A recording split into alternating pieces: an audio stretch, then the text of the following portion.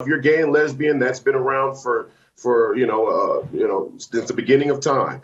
But all this pansexual, sapiosexual, transmasking, all of that stuff is to sow confusion. It's a linguistic culture war, and I'm not buying it.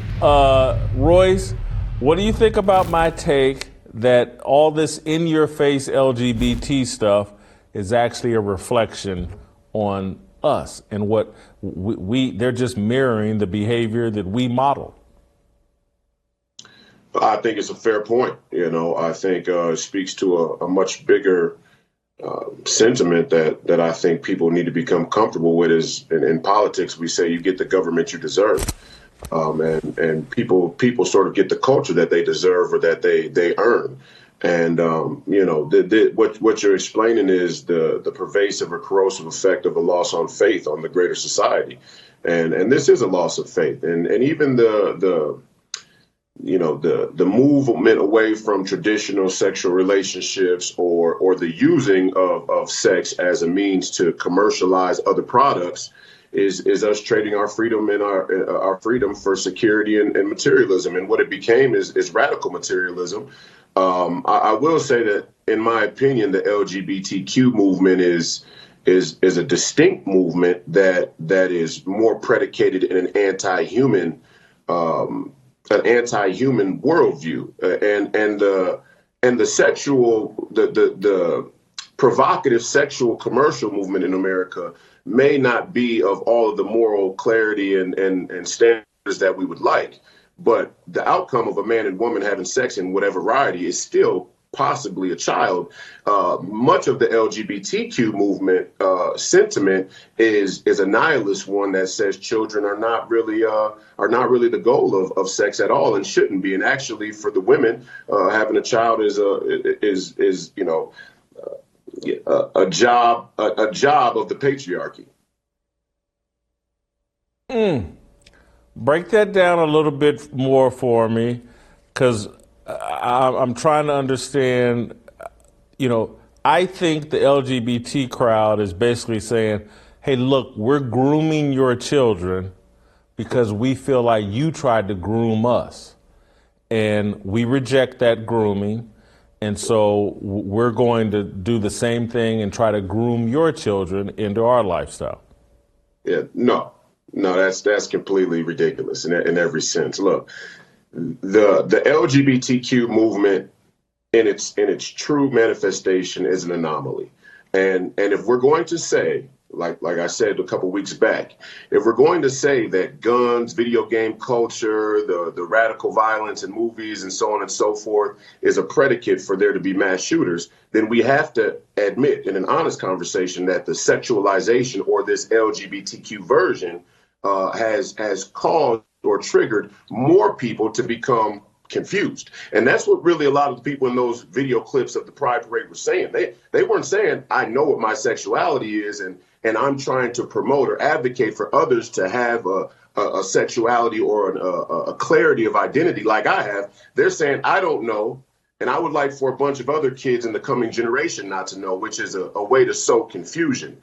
And really, I do believe that identity crisis and social confusion is a game that's being played by a much darker, malevolent force that is really about anti-humanism, right? And so the Abrahamic faith in our culture was an obvious improvement from a barbaric culture where we had earth worshiping and child sacrifice.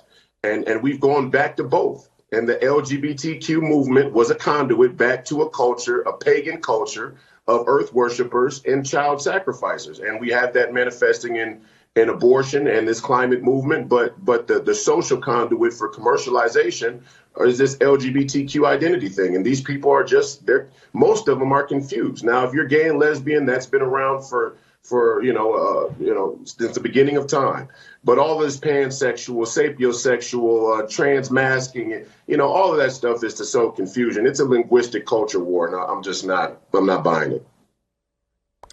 What do you say to my contention that the solution actually starts with us, those of us that are believers, those of us that espouse some sort of morality and want some sort of values and standards to drive the country, that we have to de-emphasize our public sexuality and model a more appropriate outlook and expression of sexuality if we're ever going to drive this LGBT thing back to a more responsible way of behaving.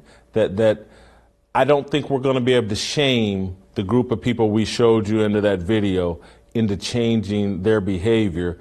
We're just going to have to model the superiority of our beliefs and our values, and that will fix the culture.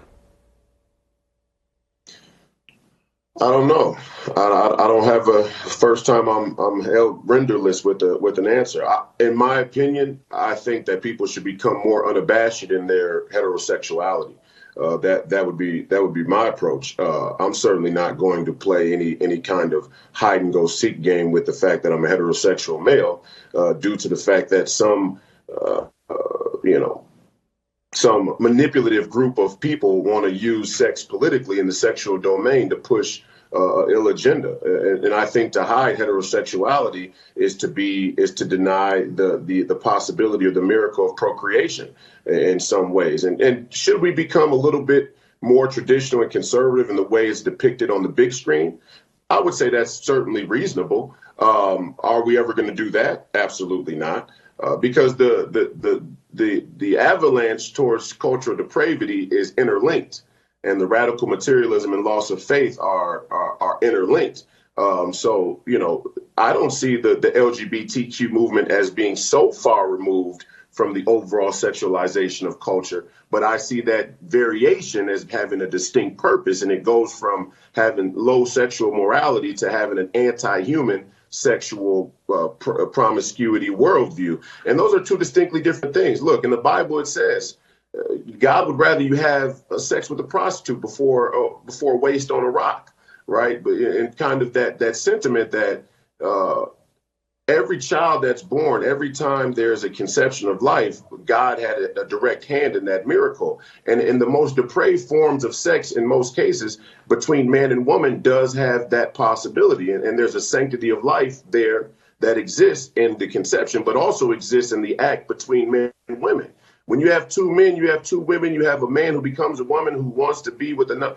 Those things get lost in the entire sexual premise. Roy, I want to ask again, or for clarity, I'm saying, I do believe in being more pronounced in being heterosexual, but there is a way to do it responsibly and not in the debaucherous way that I think we have exposed heterosexuality and promoted heterosexuality. It's as much sex as you can possibly have, and if that creates a baby, so what? You're just a baby daddy and a baby mama. The proper expression of heterosexuality probably, in my view, comes from marrying a woman, producing child, and organizing and developing that family. But there's two ways you can look at it, Jason, because in my view, the whole no sex before marriage deal was a way where the conservative side of the political aisle seeded the ground for an anti-human sentiment, because their approach to it was, if you had sex before marriage and a child came out of it, then we look down on that child. So they precluded the miracle that comes with the conception of life based on a social proclivity. And that was actually the gateway to say, well, if you're gonna make a moral claim around how you want children to be born, well, how about no children at all? Or how about we kill children in the womb? Because, well, what's the difference?